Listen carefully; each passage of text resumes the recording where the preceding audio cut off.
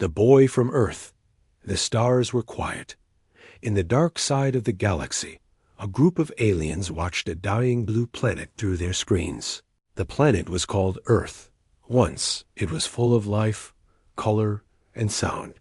Now it was broken, filled with dust, smoke, and silence. The humans had vanished, or so the aliens believed. Until one day they saw him. A small human boy walked across a ruined city. His clothes were torn, his face covered in dirt, but his eyes were sharp, bright like fire. His name was Juno.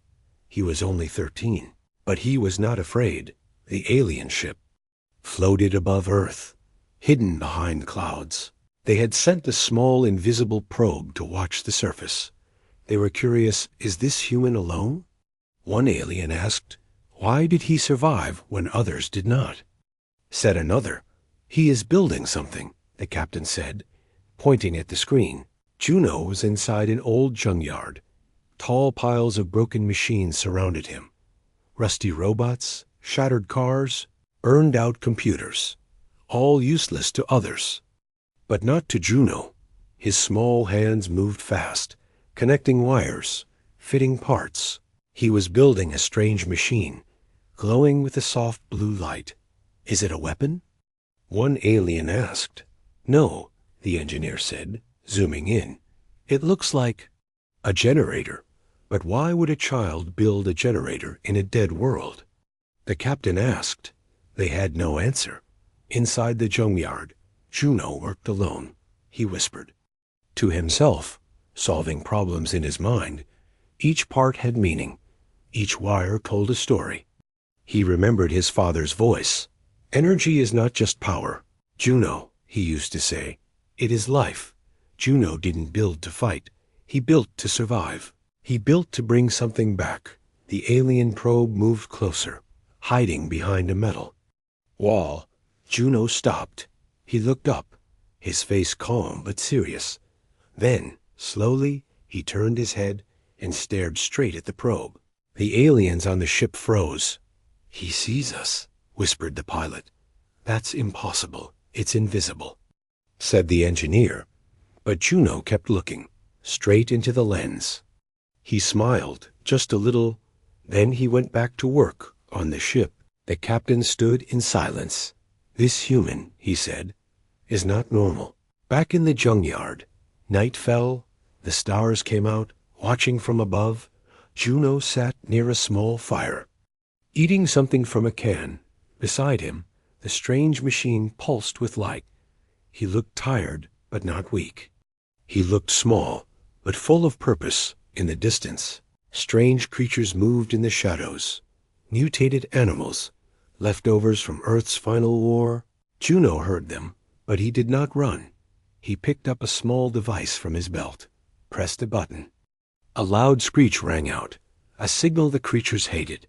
They ran away, back into the dark. He's defending himself with sound tech. The alien engineer said, impressed. He's using garbage like gold.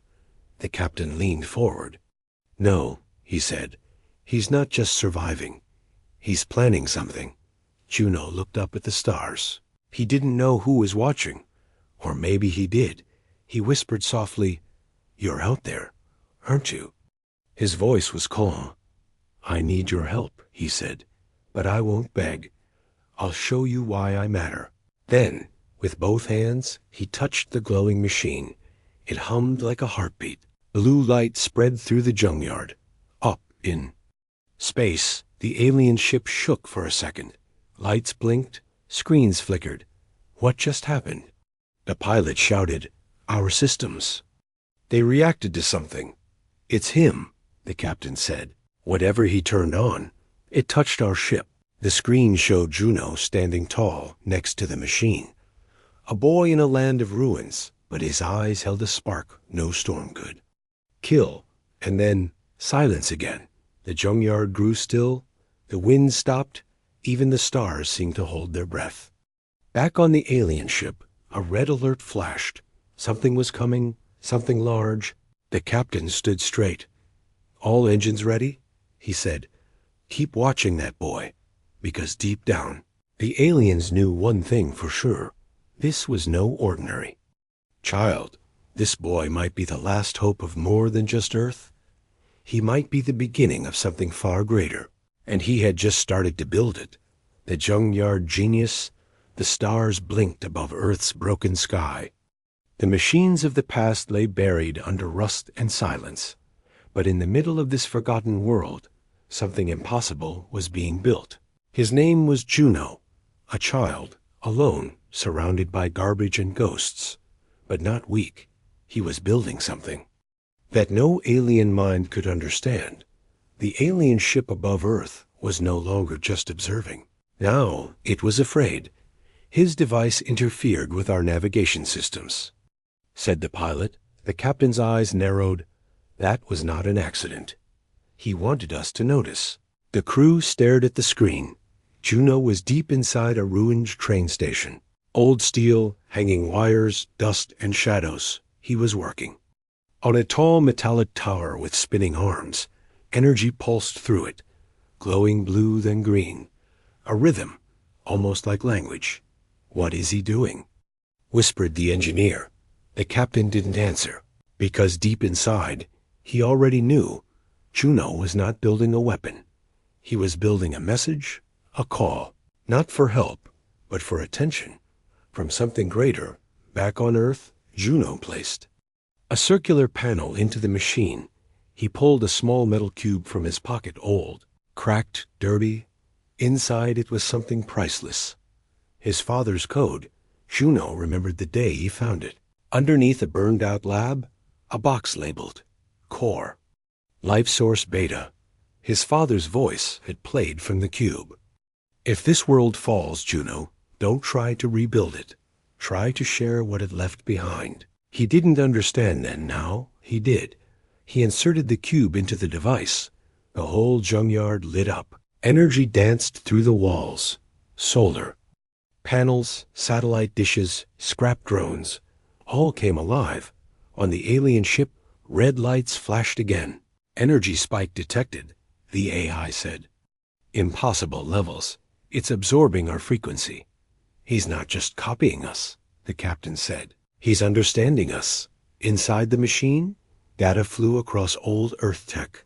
A map of stars, planets, signals, broken worlds, hungry worlds. The device was translating Juno's memories into something living, something that could be sent across galaxies. Suddenly, a high-pitched tone burst from the alien ship's speakers. "Transmission incoming," said the pilot. They opened the signal, and it wasn't words. It was feeling, hunger, sadness, hope. "This is not human language," the engineer said. Confused, the captain's voice dropped. "It's emotional code. He's sending his pain, his purpose, like an echo into the stars." Juno stood beside his machine, breathing heavily. His hands were shaking, not from fear, but from memory. He remembered the day the war started, how the skies burned red, how his mother ran holding him, how the noise ended and silence began. He wasn't just building tech. He was rebuilding a story, and giving it to anyone who could listen. Suddenly, the machine gave off a warning pulse. 3 sharp beeps, then silence. A small screen blinked red. Incoming object not human. Juno stepped back, confused.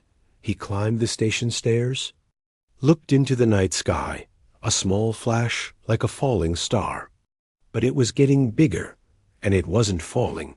It was landing. The alien probe had arrived, a sphere the size of a football, floating silently. Juno didn't move. He walked straight toward it. The probe scanned his face, his body, his heartbeat. Then it spoke, not in a voice, but a sound that felt like wind inside his mind. "You are not authorized." Juno raised an eyebrow. He lifted his hand and touched the probe. His machine behind him blinked once, and the probe shut down completely.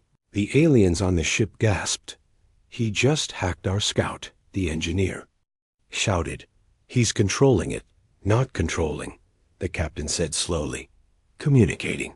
The probe floated up again, but now it pulsed in blue. It followed Juno like a pet. Juno smiled for the first time in days.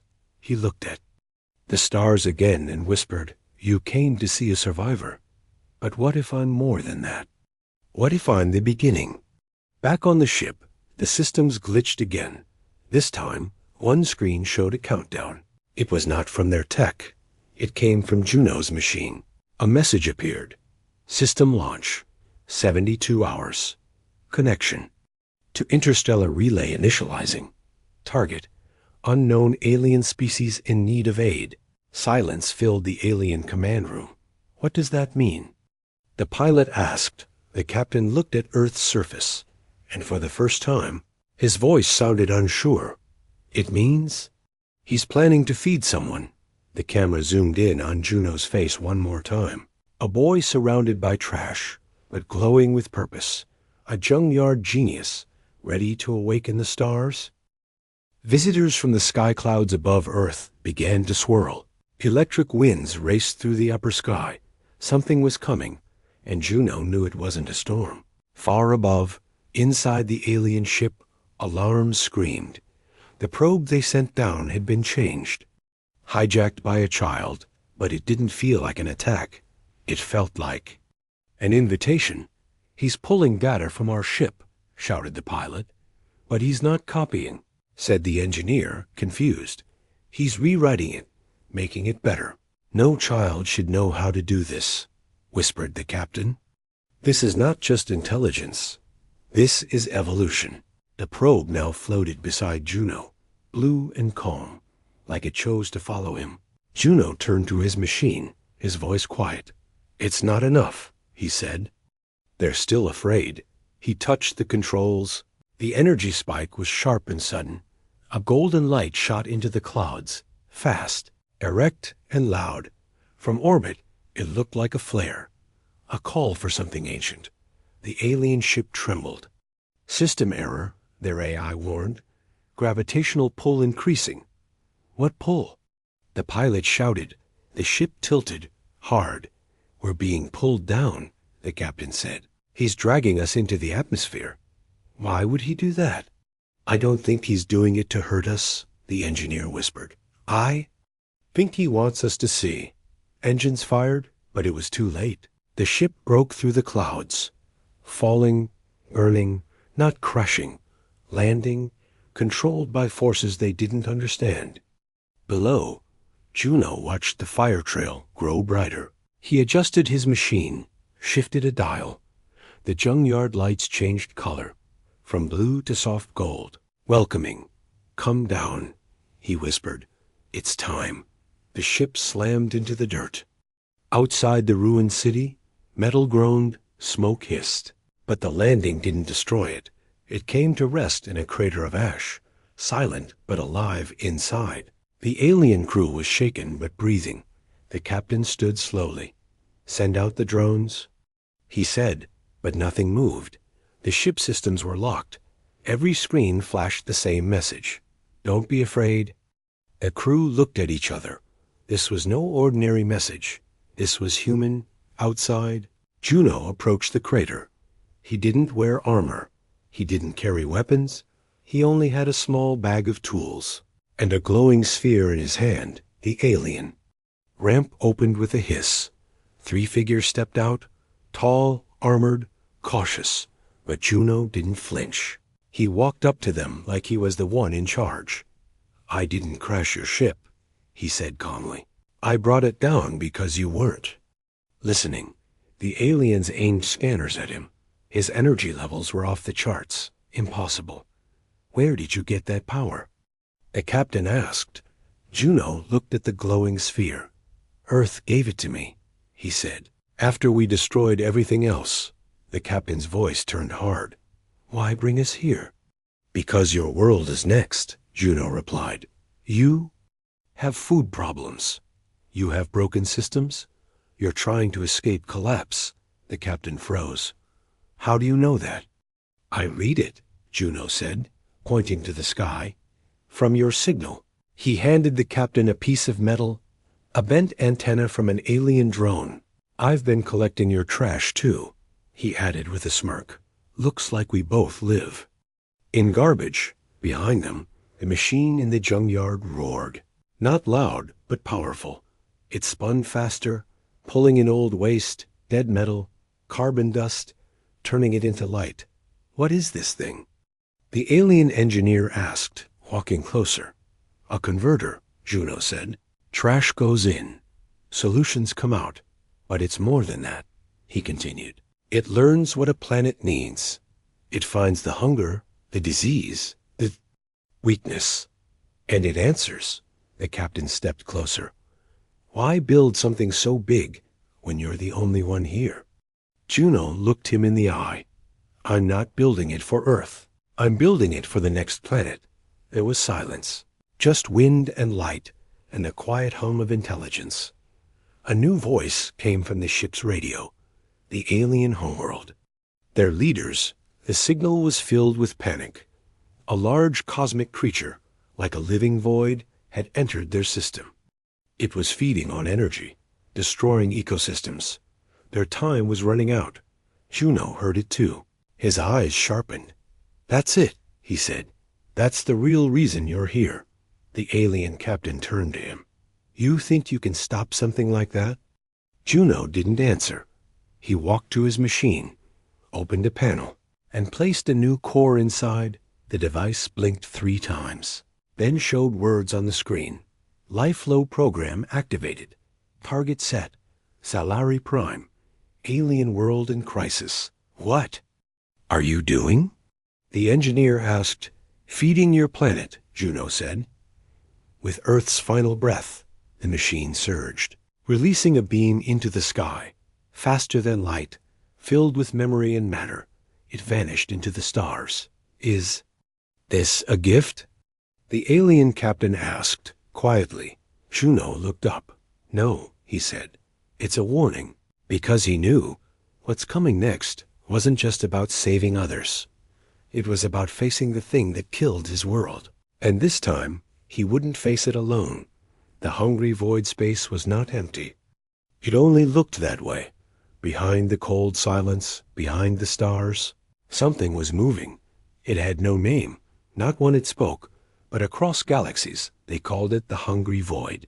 A thing older than planets, a force that did not think or feel, only consume.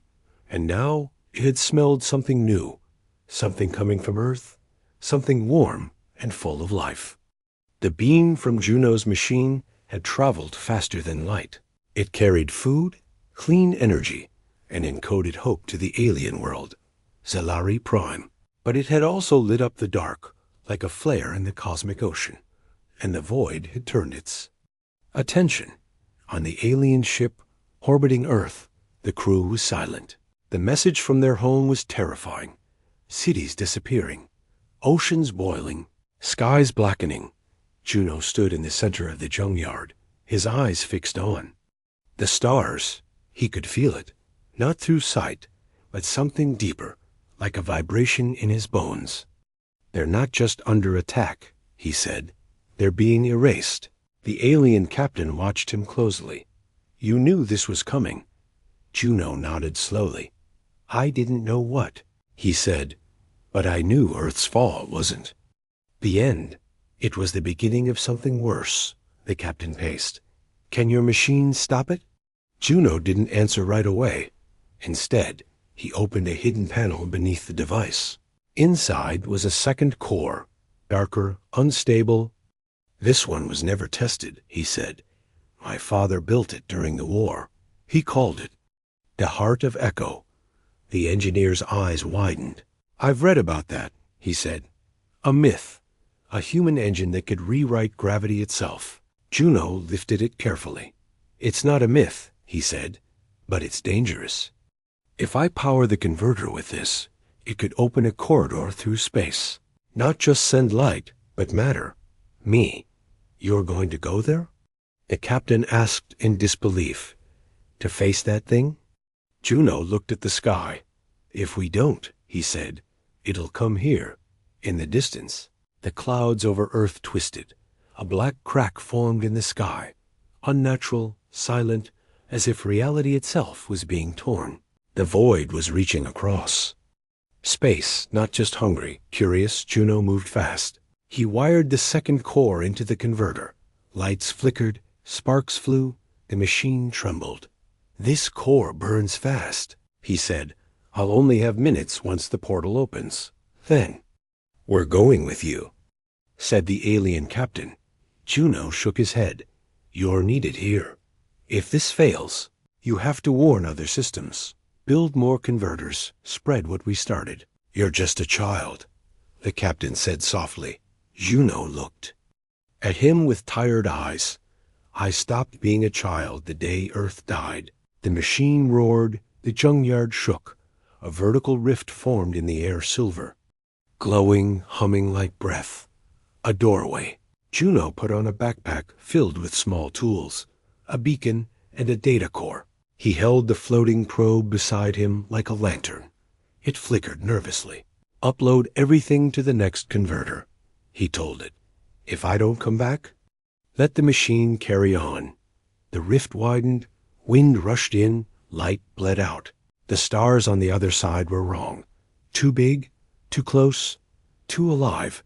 Juno stepped forward, then paused. He looked back at the Earth, broken, but still breathing. He whispered, "You gave me nothing, but I'll use that nothing to save everything." He walked through the portal and vanished. Inside the rift was not space. It was hunger, endless fields of dark, filled with broken moons and melted suns. And at the center, it waited. The hungry void had no body. It was a shape that shifted, like a wound in reality. But it felt Juno arrive, and it moved.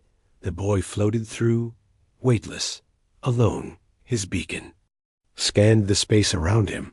"This isn't just a creature," Juno whispered. "It's a place, a dying universe." He threw the first pod, a tiny sphere that released memory into the void, sound, images, music, laughter, all the things Earth had lost, all the things the void had never known. It paused. For the first time in forever, it listened. The void rippled.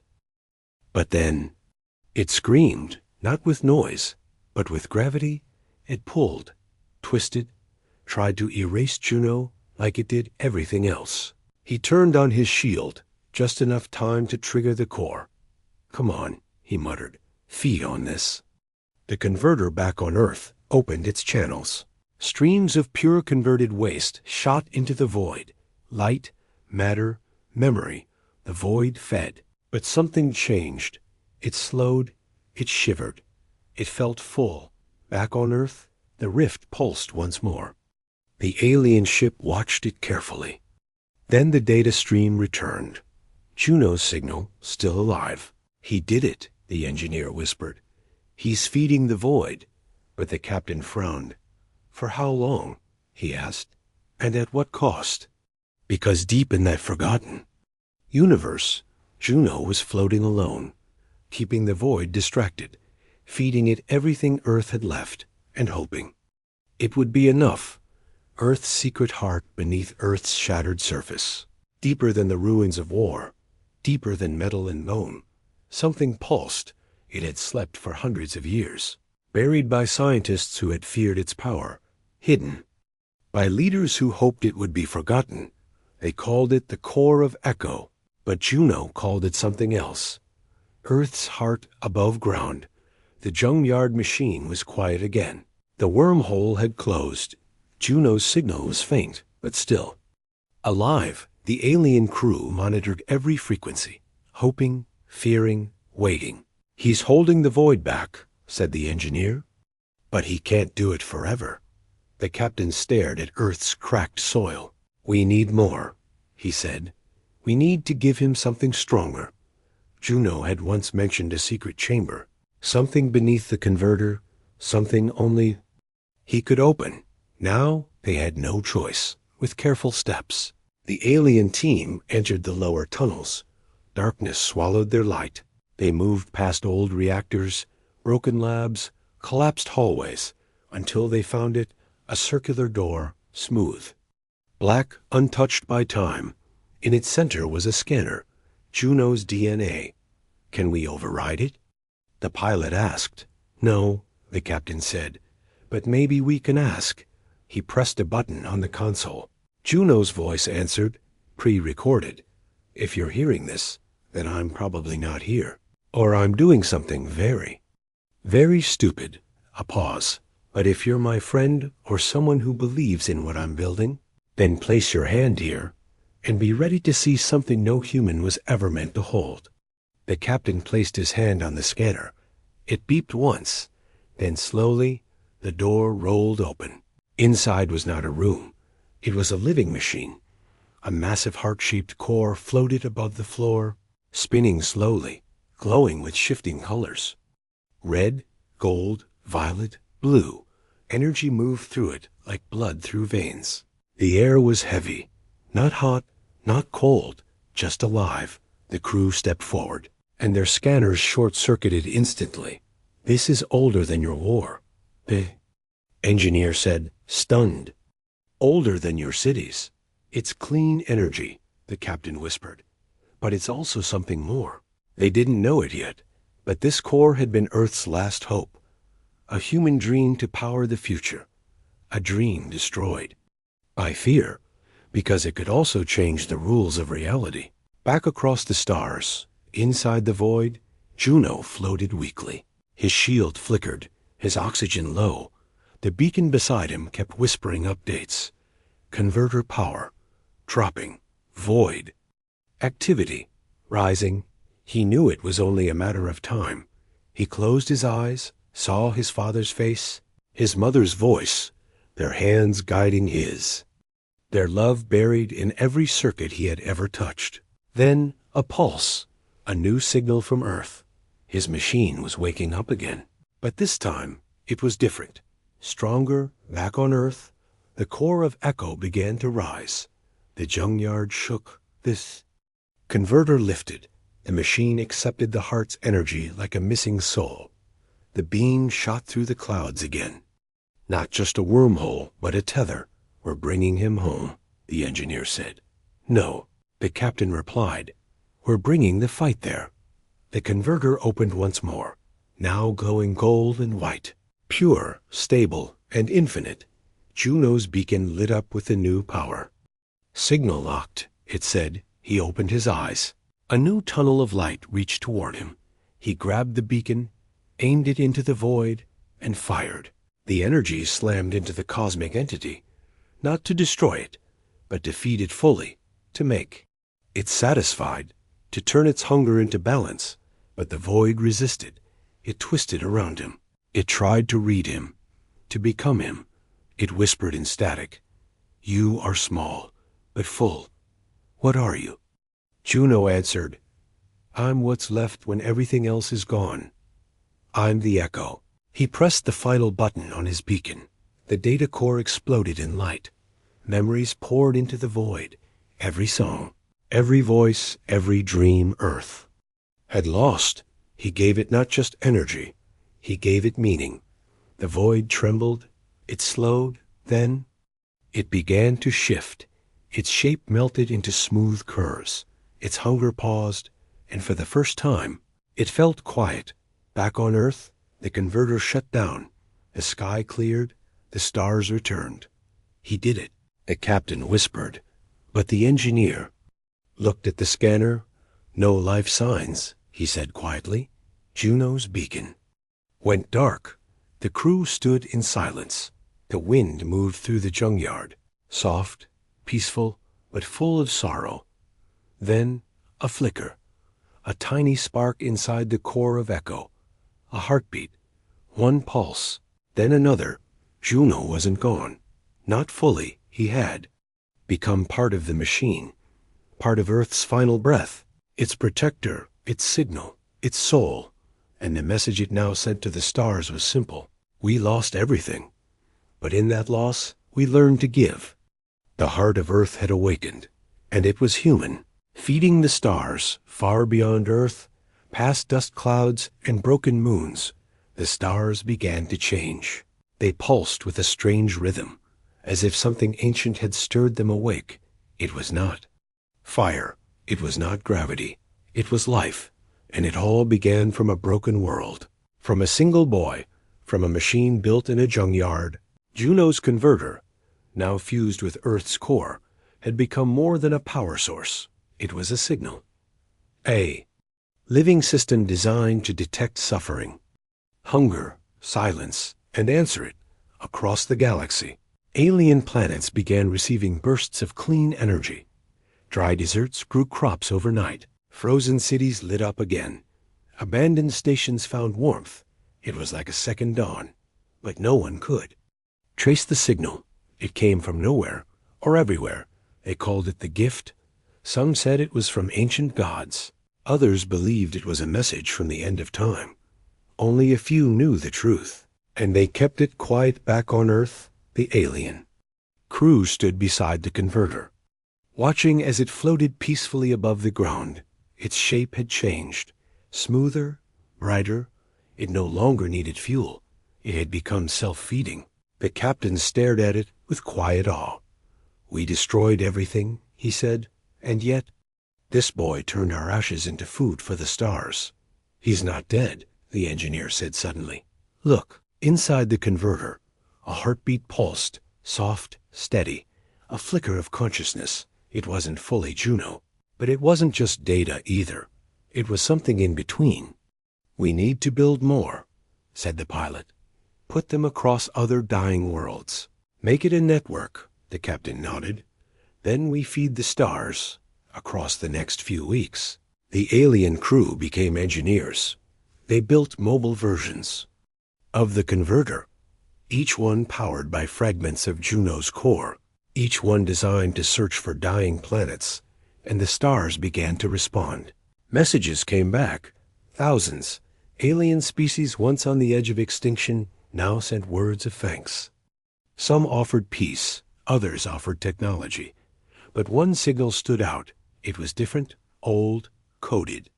Wrapped in layers of encryption, the converter AI decrypted it slowly, and what it found changed everything. Origin match, human signal, source, deep orbit, time delay, 237 years. The captain's eyes widened. This came before. "Earth's collapse," the message played. "If anyone finds this, we failed. The core was never meant to be used like this. There's something buried inside it, something that listens. If it wakes up, run static." Then silence. The crew stood frozen. "What does that mean?" The engineer whispered. The converter pulsed again. Once, sharply, then turned red for 2 seconds, then returned to white. "What was that?" the pilot asked. "I don't know," the captain said, "but I think the stars just bit back."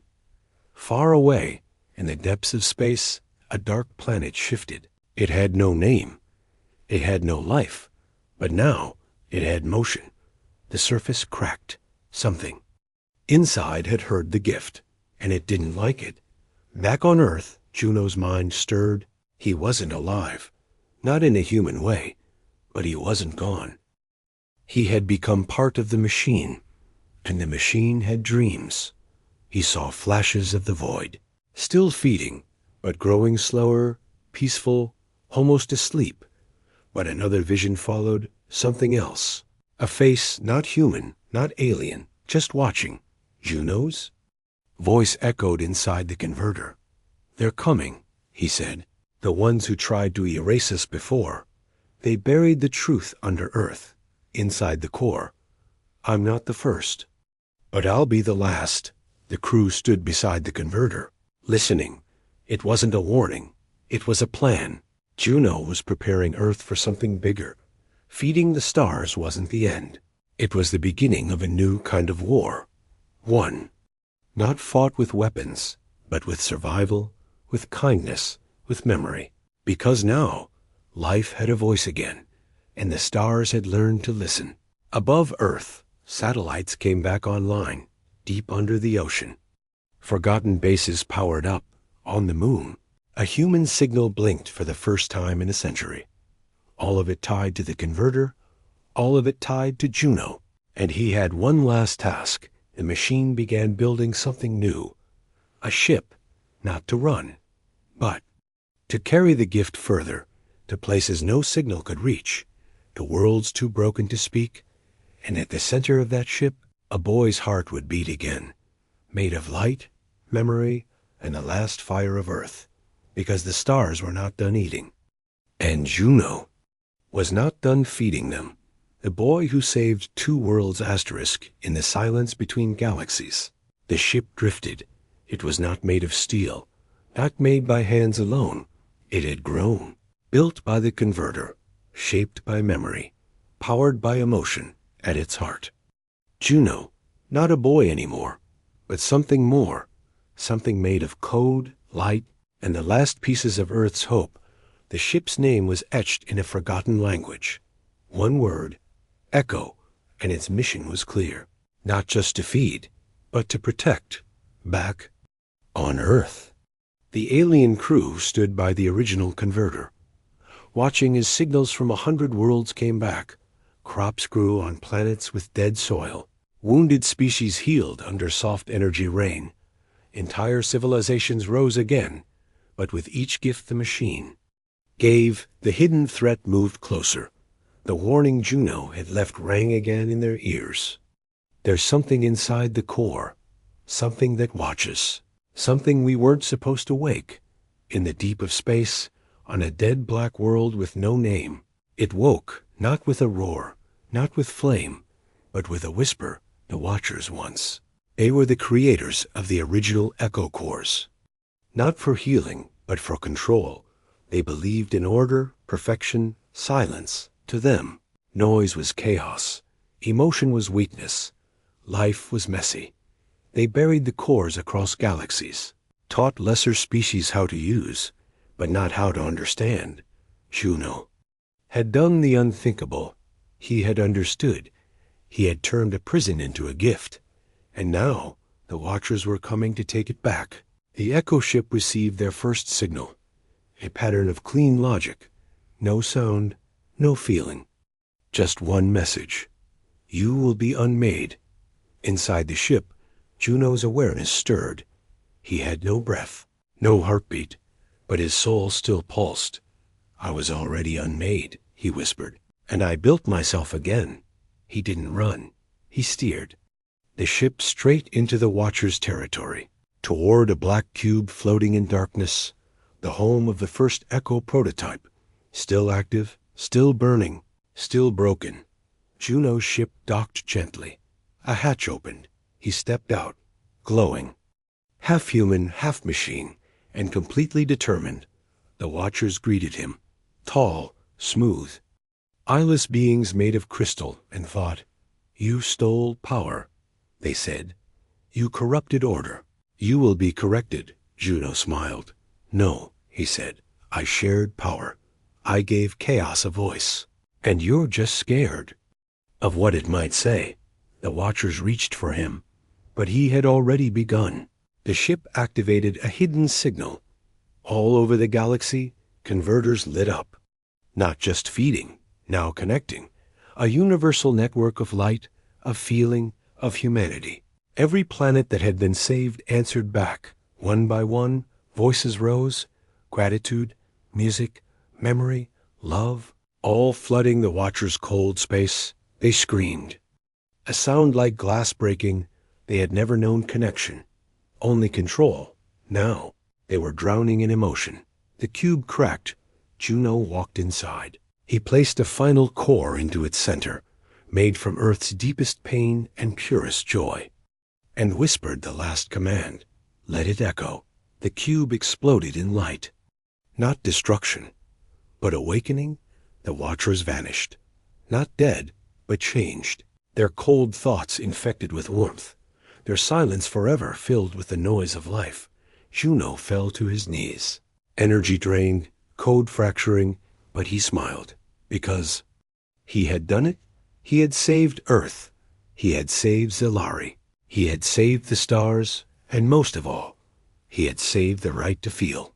The ship caught his body, gently, placed it inside the central core, and from that moment on, it flew without a pilot.